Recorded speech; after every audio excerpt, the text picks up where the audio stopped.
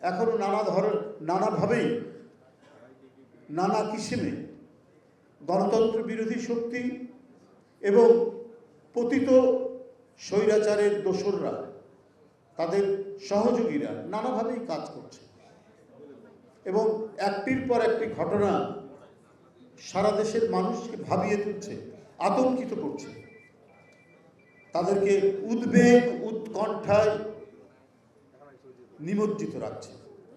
সচিবালয় চারিদিকে ঘিরা একটি সরকারি দপ্তর, সেইখানে আগুনে ভস্মীভূত হয়ে গেল এত ফাইল, এবং তার মধ্যে সবচাইতে বিতর্কিত দুর্নীতিবাজ সাবেক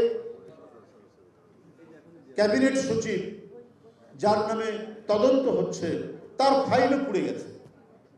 এটা তো রহস্যজনক। এটা তো আজকে সারা দেশের মানুষ সন্দেহ পোষণ করছে, কারণ গত পরশুদিনই আমরা দেখেছি যে শেখ হাসিনার নিকটজনদের বেশ কিছু ফাইল তলব করেছে সরকারের প্রতিষ্ঠান। এরপরেই গতকাল এই ধরনের ঘটনা, গত পরশু গভীর রাত্রে ফাইল, মানে সেই বিশাল আপনার অগ্নি প্রজ্বলন হলো সচিবালয়ের ভিতরে। তার মানে সন্দেহ তো জনগণের আসতে পারেই, কারণ ঘটনা কোনো বিচ্ছিন্ন ঘটনা নয়, একটির পর একটি ঘটনা, মানে সিনেমার চলচ্চিত্রের মতো একটির পর একটি যেমন আসে, ঠিক এই ঘটনাও তাই। তো সুতরাং জনগণের সন্দেহ হওয়াটা অত্যন্ত স্বাভাবিক। তাহলে একটি সরকার,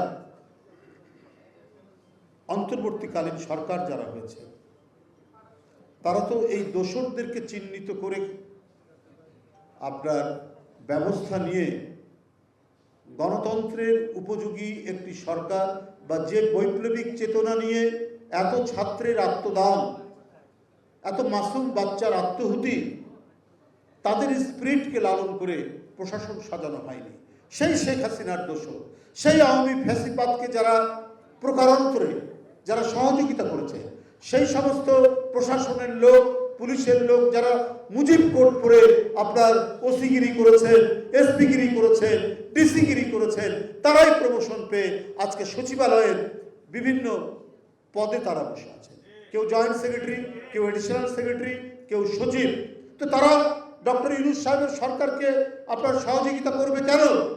তারা যে এই যে গণবিপ্লব, এই বিপ্লবের যে চেতনা, স্পিরিটকে তারা ধারণ করবে কেন? তারা তো নানা কারসাজির মধ্যে দিয়ে এই সরকারকে ব্যর্থ করার চেষ্টা করবে।